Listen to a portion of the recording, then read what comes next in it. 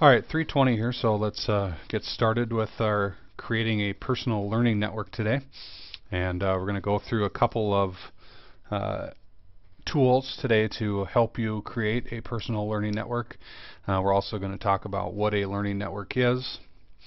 And so the couple things that we're going to be using here are Twitter and Diigo today to kind of show you the power of a network and how you can use it in your professional life as well, or your professional career. So as we go along today, you'll want to follow along and take a look at those things to help you. Alright, so what we're going to cover today is what a PLN is.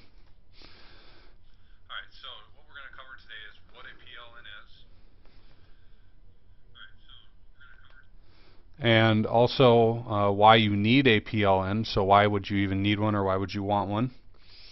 And also how do you get started with it? And then how can you connect with me or other educators out there like yourself in your network?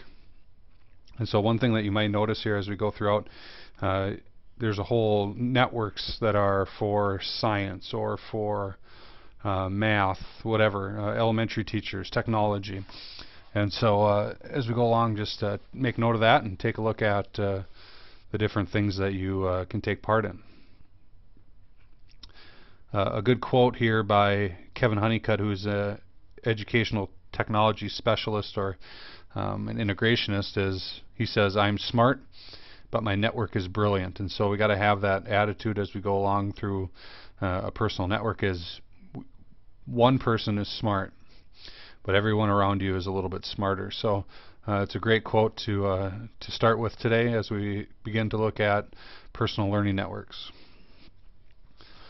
So before you jump into this personal learning networks and Twitter and Diigo, what is a PLN? What is a personal learning network? It can be also a professional learning network. And so what it is you're going to tap into other people's resources, other people's knowledge to make you better. And so PLN, personal or professional, whatever you want to call it, learning, and then network. And so as teachers, you've always been a part of a network of learning. What we're looking at now with the invention or the innovation of social networking is this becomes a little bit easier, and you can tap into some pretty good resources and some top-notch people through the internet. And so what you're going to do, you're just going to connect with others to learn something, to learn about something. If you have this presentation, which is on the Merv Ad site under the webinars, you can click on this PLN explain link, about a 6-minute video just showing you what personal learning networks are. So if we take a look at the evolution of your network within the school, in the 1980s and before, a lot of times it was just articles or connections within your school, usually not outside of your school. The 90s saw a lot of conferences. You can connect with other schools. In the 2000s, we had email, which then can connect us with other people that we have their email addresses, and our networks have expanded a little bit further. And now here in 2011, we have this thing called social networking, which is going to expand even further what a network is and who you can connect with and the information that you can get. And so what we're going to do here is to diagram a PLN. I'm going to diagram a PLN. First of all, you're going to have you in the middle, and then you're going to have, I'll pull this up and then we can take a look at it. Whoops.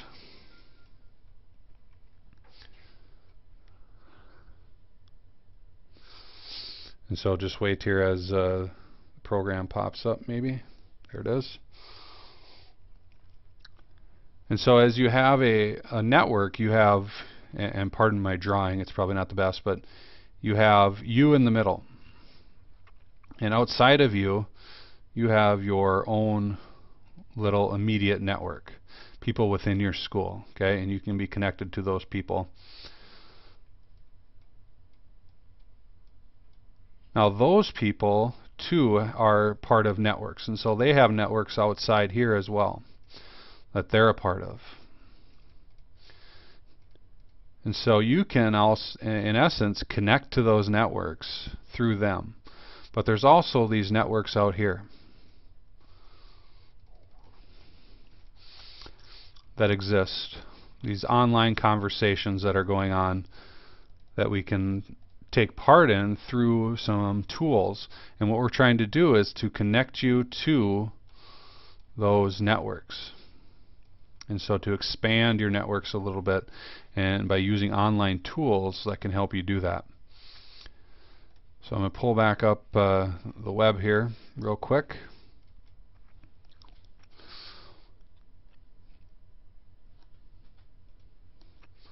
All right. And so there's you, the immediate network. You also have that second layer network, and then your extended network. And so what we're trying to do is get you in this extended network to better yourselves. Now there's different types of people within a personal learning network or professional learning network. You have talkers, just like any conversation, you have talkers and listeners. You have people that talk loud, you have people that don't talk a lot. You just have people that sit and listen.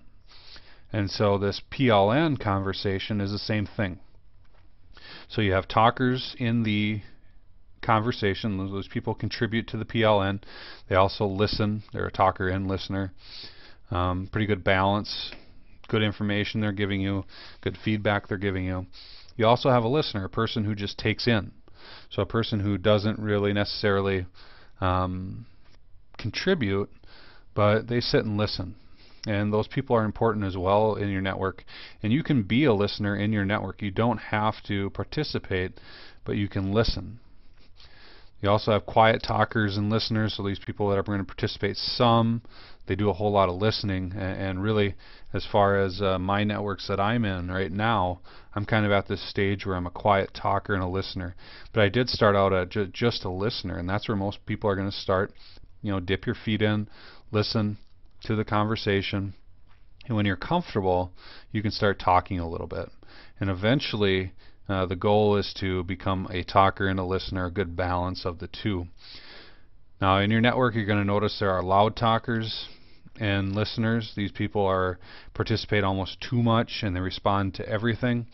Not really the best people to have in your network, although they are people in your network that are going to be like this. You also have people like this in any conversation that are the loud talkers. So no different in a PLN.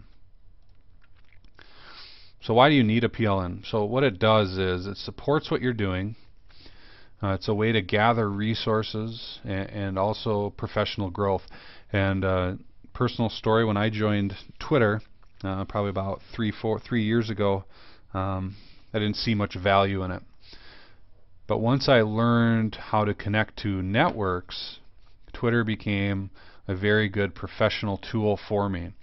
And I've got a lot of good resources from Twitter. And it's basically one of the ways I help stay on top of things in the ed tech world, also in the professional development world. You can follow people like that. They tend to tweet quite a bit as well. And so it's helped me grow professionally in my position as the assistant director of Merv Ad. And now, you know, if I were to ever get back into teaching, definitely Twitter would be a part of my repertoire of finding information and finding resources.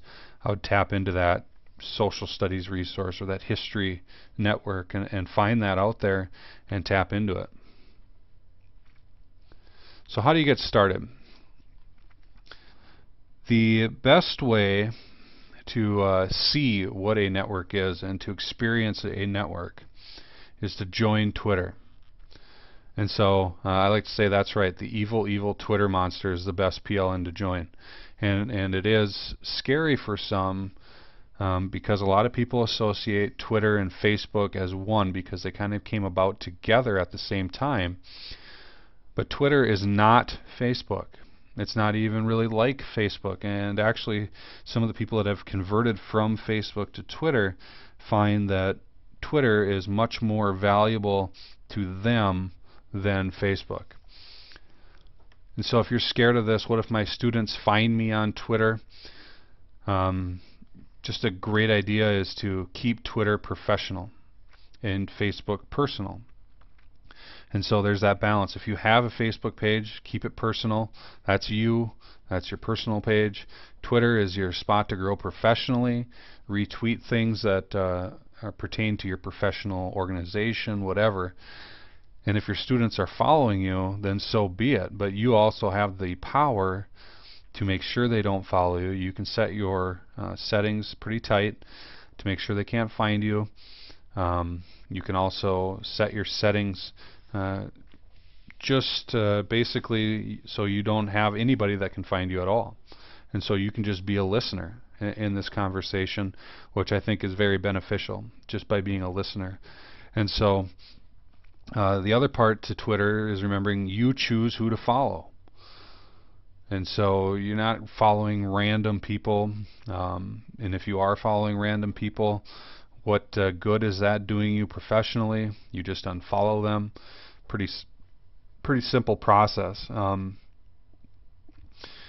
Twitter is basically 140 characters, so basically a headline in a newspaper. And you can choose what to see, what not to see, to go over quickly. If you see something that catches your eye, you can click on it. And a recent study has shown that 60% of the tweets in Twitter are links or articles. And so that's telling you that 6 out of 10 tweets are something that you can click on or something that you can read, and not somebody telling you what they just had for supper. And so a pretty good thing there for Twitter. There's a big misconception out there about what Twitter is and what it does and what purpose it serves. But again, you choose who to follow. People can follow you, but you can also set your account to not allow people to follow. So let's get started. And so what we're going to do now through the next couple minutes here is show you Twitter, show you how to sign up, things like that. And so what you do, and obviously probably blocked at school for the most part. Most schools block Twitter, so you might have to do this at home. Be a good one to watch again or to watch on your own time. But go to Twitter, and here you are. You can sign up. Twitter.com, new to Twitter, join today. Full name, email, password, sign up. And I believe it'll probably send you a verification email. You just go through that process. So eventually what you're going to do is you're going to get signed in to Twitter. Okay? And yours is probably going to be blank because you don't follow anybody. Okay? I currently follow 72 people and have 36 people that follow me. And so usually if you want, you're going to reach that point. If you start following people, you'll reach a point where you're going to say enough is enough, and you don't need to follow any more people. So if you look at some of the gurus of educational technology, for instance, such as Will Richardson, so we'll just go to Will Richardson's page.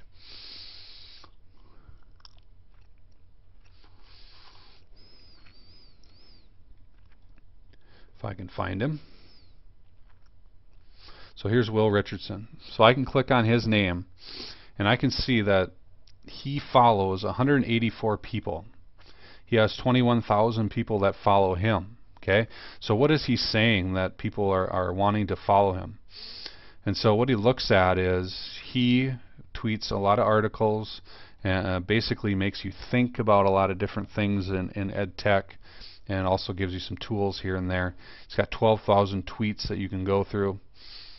And so I know that Will Richardson is an ed tech guru. And so what I'm going to do is I'm going to actually take a look at who he's following. Okay? And so the best way to actually first find who to follow, there's a link up here that says who to follow.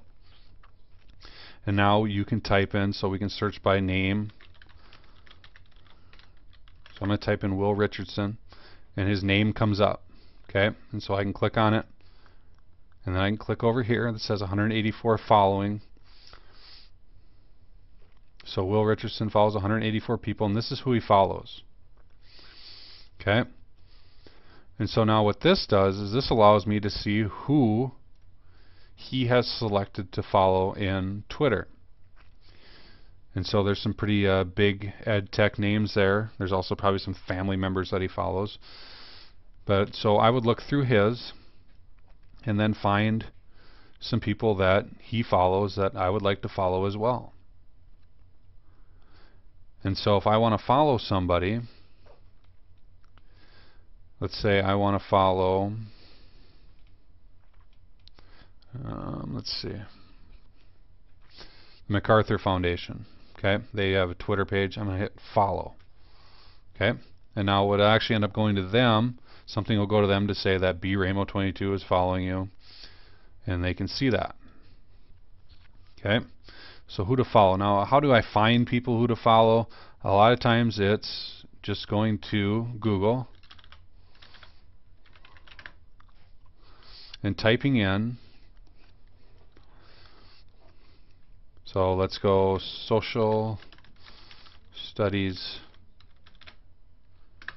and Twitter. Okay. And so here's a social studies group or a social studies social media, how we connect 21st century. And so I can go there and I can take a look at who they follow. They only follow 18 people, so relatively new. Or I can go up here and just type in the word social studies and see what comes up. Okay.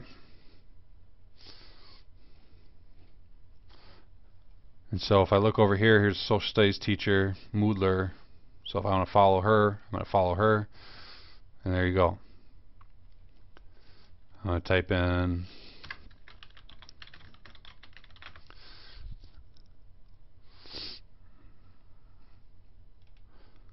okay, so science teacher. I can look over here. I can just go back home, or I can go back to who to follow. Type in science teacher, and up pops this whole network of science teaching that I can follow.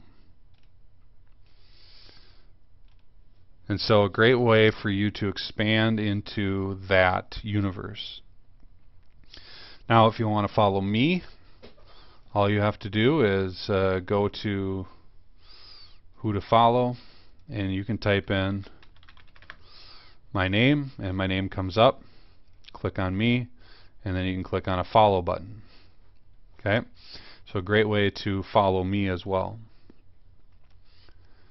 And what am I tweeting? I have 190 tweets, usually for the most part a lot of ed tech stuff, things that I find interesting, and then I'll just tweet them out, and my 36 followers have access to what I'm tweeting out. So kind of a cool way to extend what I know. But use this who to follow and just search by name, search by topic. You can search ed tech, and up will pop some ed tech stuff.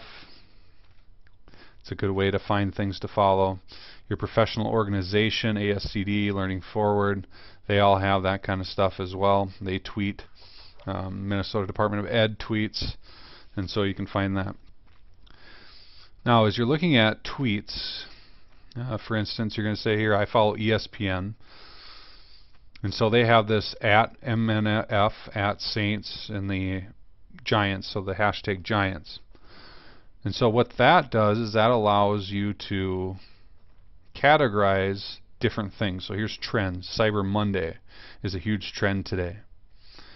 And so if I'm going to tweet something, so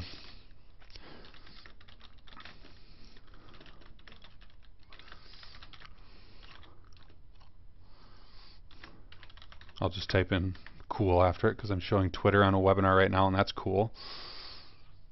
And there you go.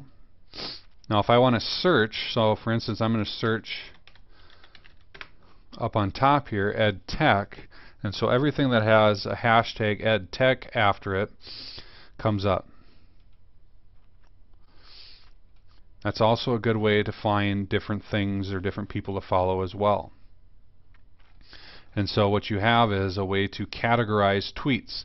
If you want to see during the Vikings game, you can search hashtag Vikings, and you can see this behind the scenes conversation of the Vikings game. Kind of neat thing going on. Okay.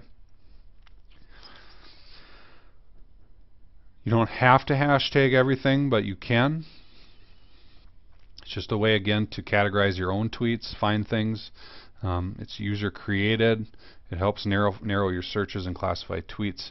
For instance, you can search ed chat or ed tech, sped chat, and there's a whole conversation going on behind the scenes online within a network.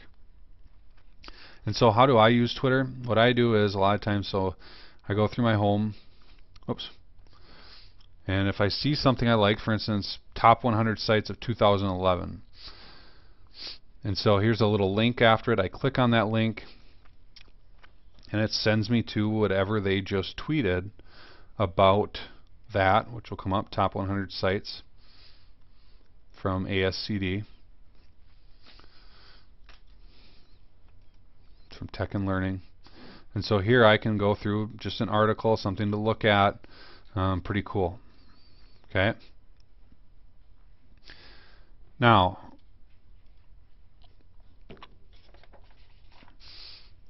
again, you don't have to say anything in this Twitter conversation. You can just start following people and see what they have to say. Kind of cool just to follow people. But what I wouldn't do, don't start tweeting about your personal life. People don't like that. People aren't going to follow you. If you do tweet personal stuff, keep it at a very minimum. If you don't want people to follow you, you don't have to. You don't have to say anything. What happens if you get spammed, which is likely to happen? So on your Twitter, let's say Education Week is spam, and I don't like that. All I do is this little arrow next to it. Oops. I just click on Education Week, and so this profile comes up. I click on this little friend thing, or this little person, and what I can do is I can block them, and I can report them for spam, and just delete it, get rid of it. You don't need it. It's going to happen. I will tell you that right now. Just don't get discouraged. Don't get discouraged over the fact that you just got spam. Don't click on any of the links. Don't follow those spammers back. Don't reply back to them. Just block and report for spam. It will happen. I will tell you that right now. Just delete it. Okay. Within Twitter, you have settings, account settings. This is where you can go through and lock down your settings a little bit. Okay. So that's Twitter. See, I have about 7 minutes. I'm going to jump over to Diigo. What Diigo is a social bookmarking site that allows you to save your bookmarks in the cloud. And then you can share those bookmarks with other people. So what you want to do is go to Diigo.com, and you're an educator, so you're going to go down here in the right hand corner, and you're going to click Get Started here. And so apply for your educator upgrade. Now you can sign in with, if you have a Google account, you have a Twitter account, Facebook account, you can sign in with all that, or you can just create your account for free here and then go from there. Okay, it will take a little bit to approve your educator. You get a little more space and some more, a couple more features. So we're going to sign in. Whoop. I guess I've already applied to be a educator. And so once you're signed into Diigo, what you're going to see is, now mine is going to look a little different because I've been bookmarking and things, but you'll want to scroll down to the bottom. And to make this easy for you to bookmark things, as you can see, I have this D right here. What you need to do, if you're using Chrome, just install the Chrome extension, just click on it. It'll tell you exactly what to do. Or you can put the Diigolet on your browser. So I'm using Firefox. It'll basically bring up what you're using. All I do is drag this to my bookmark bar. Okay? Or you can watch the tutorial video. It'll show you how to do it. It makes bookmarking things easier. And so I'm going to go back to my library. And what you see is if you want to access my library, you can just type in diigo.com/braymo and it'll bring up my library. And you can access all my bookmarks. And so if I like this thing right here. I've installed the bookmark, the Diigo toolbar. What I'm going to do is I'm going to click on this. I'm going to click on bookmark this page. And now what I'm going to do is I'm going to tag it. So I'm going to tag it technology. This is a way for me to classify my bookmarks. And then hit save. Okay, I see that it probably didn't come up the greatest. But now when I go back to my library, there's my bookmark. Now I can search all my bookmarks. So here's tools, 151 of them. I can scroll down and I can see different tools. And then I can even break it down even further over here on the left hand side. Now the part about it is that makes it social is you can have a network. Okay, and so I am currently following 19 people and I have 18 people that follow me. And so when I click on my follower and I see my followers, these are what my followers are bookmarking. Okay, and so I can see what they're bookmarking, so I can see what Leanne is. If I want to see what this is, I just click on it and it brings me, oops, that one's not found, wasn't a good one to click on. I can click on that link and it sends me to that page. Okay. Now within Diigo as well, we've set up a group called the Merv Ad Group. And within this group is when I go to bookmark something, after I've joined this group, if you just type in Merv Ad Group, you'll find you can invite or join this group. You just click on that. And then you get all these updates. Okay. Either you can set it up by your own settings. Sorry, I clicked on the wrong one. So your alert settings. So once you've joined, you just click on alert settings. And you can get emails from this group. I get emails daily from this group. They come in the morning. And so I can see every time somebody has updated or sent somebody to this something to this group. Kind of a neat way to keep tabs on things. You can also, so if I go to my groups, I've also joined Google in Education, Diigo in Education. And so what I can do is every morning I get an email with all of these links. And so I've extended my network. And so if I want to find groups, what I'm going to do, I'm going to search up here. I'm going to search social studies. Oops. Find groups matching social studies. So over here you see where it says find groups interested in social studies. So I click on that. And so here I can find groups, social studies groups, and I can get all those emails or all those links that people are sharing. So kind of a neat little way to expand your network even more. Again, you don't have to be a contributor. You can be a listener in this group or in this personal learning network. And all it does is give you resources for free. Okay?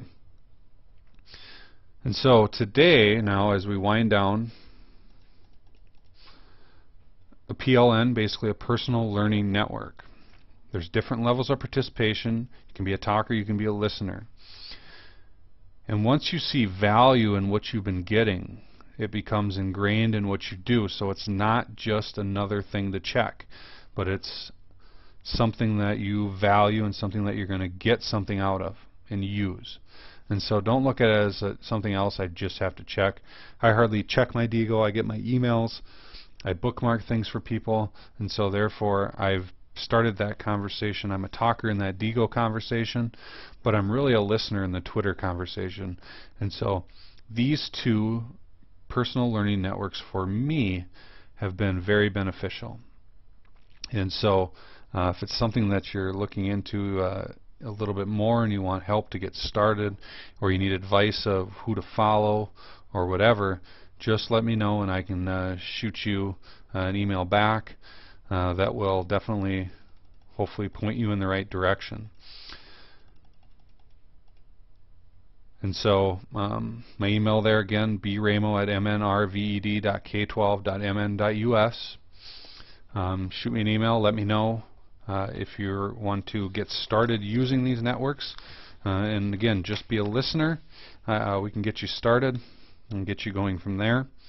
Again, a lot of information. I probably should have just covered Twitter within the half hour, but Diigo is in there as well. And so I do not have the link to the survey this week, and so if you have any suggestions or any comments, you can just email those to me. And so that should about do it for today. The next webinar will be December 5th at 3:20, and we're going to go through science iPad apps. And so thanks everybody for tuning in today, and we'll see you next week.